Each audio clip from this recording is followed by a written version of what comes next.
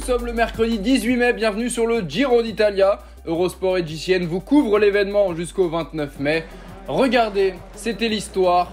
Binyam Girmay, l'Érythréen, vainqueur de la 10e étape du Giro. Mais malheureusement, regardez, ce coup du sort, le bouchon du Prosecco qui lui tape l'œil gauche, il monte dans l'ambulance, rejoint l'hôpital et sera finalement non partant ce mercredi matin. L'histoire, puis le désespoir, la malchance pour Binyam Girmay qui ne sera donc pas au départ, qui ne va pas pouvoir combattre pour le maillot cyclamen, lui qui était le dauphin d'Arnaud Démare, seulement 3 points derrière le français. Le Picard qui est donc largement leader désormais de ce classement distinctif. Caleb Ewan peut s'imposer aujourd'hui, va-t-il le faire? C'est ce qu'on verra. Alors qu'ici on voit Louis-Pierre Frileux. Salut Loulou, j'espère que ça va bien. Et tout de suite le départ de cette 11e étape. On va peut-être voir la map avant ça, regardez.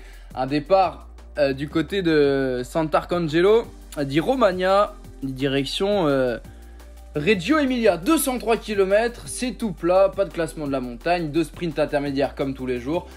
Deux scénarios, soit c'est très très long, ça peut durer toute la journée, soit ça peut rouler plutôt vite avec un vent de côté dans les 100 derniers kilomètres au passage de Bologne. En tout cas, les échappés l'ont bien compris, ils ne sont que 2. Tagliani, qui est un habitué des échappés pour Drone Hopper, et Rastelli pour la Bardiani, qui est dans sa région et qui a donc placé un homme à l'avant. Le sprint intermédiaire n'est pas disputé outre mesure. Tagliani, qui est habitué, donc on l'a dit, au sprint intermédiaire, conforte son avance dans ce classement particulier, alors que Mark Cavendish a pris les points du cyclamen devant Arnaud Démare. Nizzolo s'est joint au sprint intermédiaire. Voilà le classement avec même Nizzolo qui a pris un petit point devant Démare. Et là, regardez, bon, on vient un petit peu de tous les côtés. 100 km de l'arrivée, l'écart qui est descendu est d'ailleurs à 92 km. Ils sont repris les 2 fuyards. Et regardez, toutes les équipes, que ce soit des équipes de leaders pour le classement général ou pour l'étape, sont placées. Sauf un, Caleb Ewan, ici dans la roue de Thomas de Rent, le sprinter australien qui est distancé. Un temps seulement, il va revenir. Mais ce n'est jamais bon signe d'être à l'arrière du peloton quand ça tente de bordurer. Il n'y a pas vraiment de bordure, mais tous les sprinters et quelques favoris au général, dont Richard Carapaz, sont bien placés à l'avant. Et d'ailleurs, Richard Carapaz qui va aller prendre 3 secondes au sprint intermédiaire. Ben Swift qui a fait un travail incroyable, le champion de Grande-Bretagne, pour placer l'équatorien. Et c'est toujours 3 secondes dans la musette. Il est désormais 2e en compagnie de Joao Almeida, tous les deux à 12 secondes de Juan Pedro Lopez. Un coureur s'est fait la malle, il est bien courageux, c'est Dries de Bondt, l'ancien champion de Belgique, coéquipier de Mathieu Van Der Poel. Le coureur d'Alpecin Phoenix s'est porté à l'avant. Il est toujours en tête dans les 10 derniers kilomètres, alors que la Groupama FDJ d'Arnaud Démare se place en tête en compagnie des équipiers de Mark Cavendish et Dries de Bondt qui était parti un peu comme ça, seul presque pour rigoler, qui a toujours 10 secondes d'avance dans les 2 derniers kilomètres. Va-t-il pouvoir résister? En tout cas, il a fait un joli bras de fer, mais c'est peu avant la flamme rouge que Dries de Bondt est repris.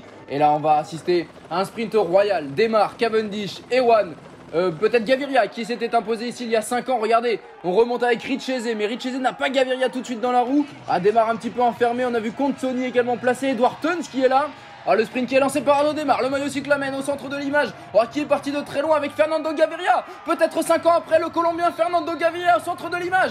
Gaviria toujours, Gaviria peut-être. Ça remonte vite à côté de lui, c'est Alberto Dainese. La victoire pour l'Italien de la DSM. Incroyable, Dainese que l'on avait vu un petit peu en dessous quand même par rapport aux autres sprinters et qui vient signer les 100 derniers mètres de folie pour s'imposer. La joie de l'équipe DSM. Regardez Dainese qui est 5e dans la roue de Consoni. Caleb Ewan qui remonte à droite mais beaucoup trop juste. Et Dainese qui va venir enfermer Consoni et sauter Gaviria sur la ligne. Le succès de prestige pour le jeune sprinter italien de la DSM. Quelle victoire! Et oui, chez lui, l'Italien sur le Giro qui va devancer Fernando Gaviria qui n'est pas passé loin de remettre ça 5 ans après à Reggio Emilia. Simone Consoni pour la Cofidis est 3e, Démare 4e, Ewan et Cavendish un petit peu plus loin. Edouard Teuns placé dans le top 10. Juan Pedro Lopez est toujours leader du classement général. On l'a dit devant Richard Carapaz, il y a 12 secondes, qui gagne 2 places. Romain Bardet recule d'un rang. À 14 secondes, pas d'autre changement dans le top 10, ni dans le top 30, puisque seul Mauri Van Sevenant perd sa 27e place. Demain, la 12e étape, il y aura un petit peu plus de dénivelé, 202 km entre le Parma et Genova. Une étape classée 3 étoiles. Et avec surtout le passage de Passo del Bocco où avait perdu la vie Wouter Weiland. On s'en souvient et le Giro ne manquera pas forcément de lui rendre hommage. Et regardez dans le final, la Coletta puis Valisco di Trenasco, deux montées en 3e catégorie qui vont sans doute animer le final. Une échappée à de grandes chances d'aller au bout. À voir qui est devant.